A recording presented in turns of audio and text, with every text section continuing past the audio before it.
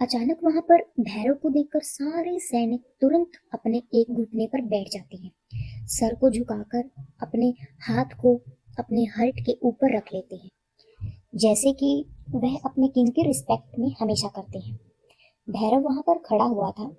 उसके एक्सप्रेशन थोड़े नॉर्मल लग रहे थे।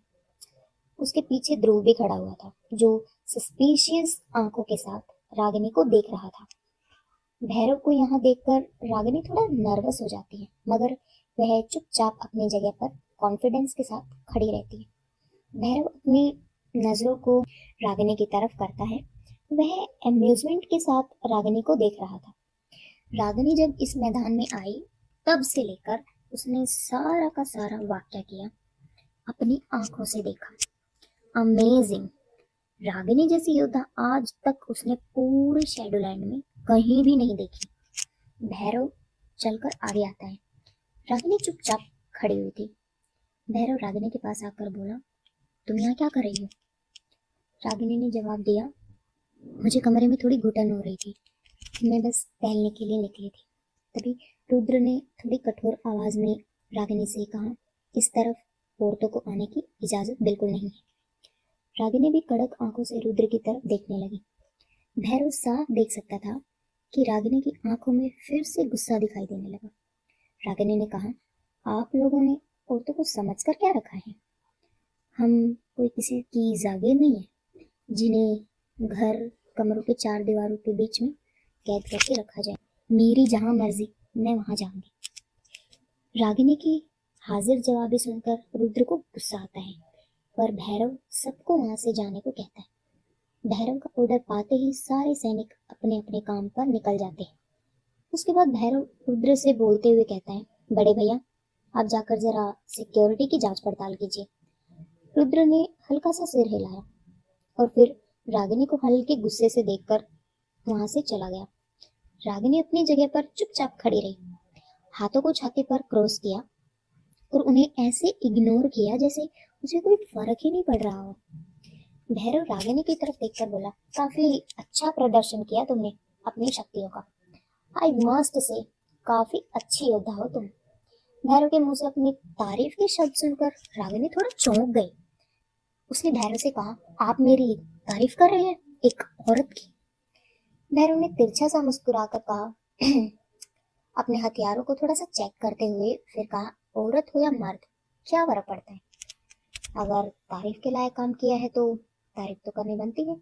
और वैसे भी ताकत सिर्फ मर्दों का हक होता है, मैं इस बात को नहीं मानता। मुझे खुशी है कि मेरे होने वाले बच्चे की माँ इतनी ताकतवर है।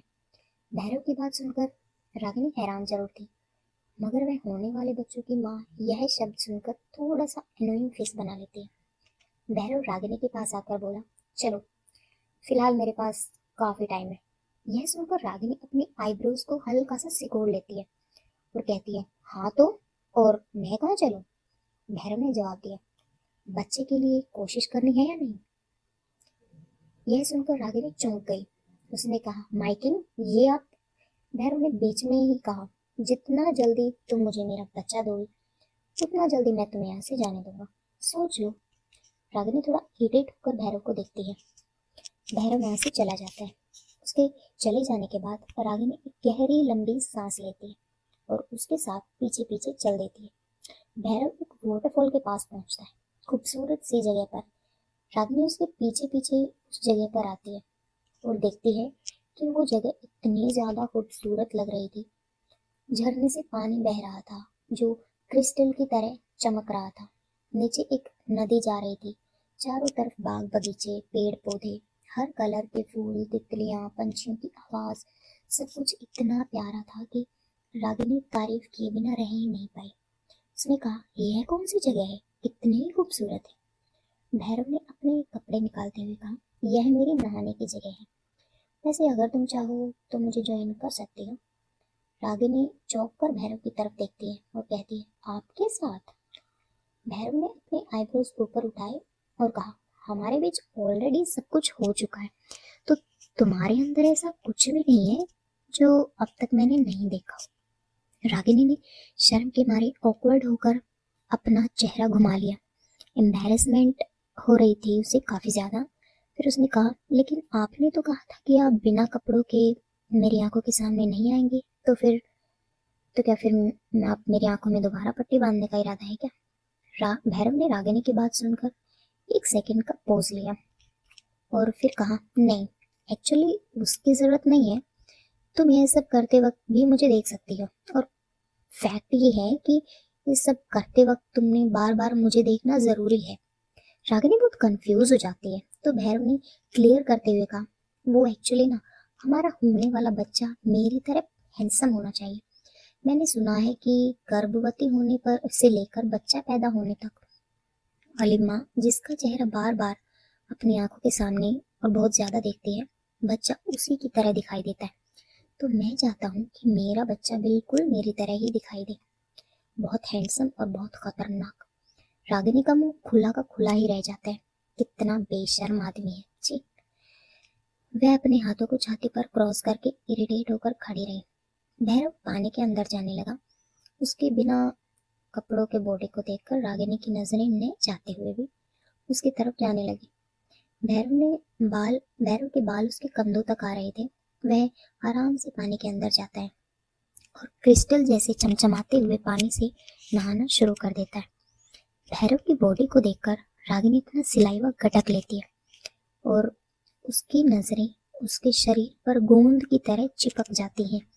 वह चाहे भैरव से कितनी ही नफरत करे, मगर ये बात तो माननी पड़ेगी कि किंग है बड़ा आई कैचिंग।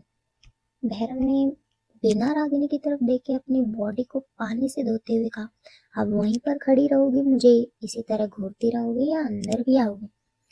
अचानक भैरव की आवाज सुनकर रागिनी के दिल की धड़कनों में बहुत ज्यादा तेजी हो गई और उसके गाल बुरी तरह से लाल हो गए। कुछ सेकंड तक वह वहीं पर खड़ी रही और फिर उसने भी धीरे धीरे अपने बदन से कपड़े हटाना शुरू कर दिया। यह बात तो है, उसके और भैरव के बीच छुपाने लायक अब कुछ है नहीं। दोनों के बीच ऑलरेडी बहुत कुछ हो चुका है और दोनों एक दूसरे को बिना कपड़ों के देख भी चुके हैं, तो अब ऐसे शर्माने का कोई मतलब नहीं बनता। फिर भी रागिनी को हिचकिचाहट हो रही थी। अपनी बॉडी से कपड़े हटाकर रागिनी ने पहले कदम को पानी के अंदर रखा। उसके कदमों से पानी में हुई छपाक की आवाज पता नहीं क्यों भैरव की धड़कनों को बहुत ज्यादा तेज कर देती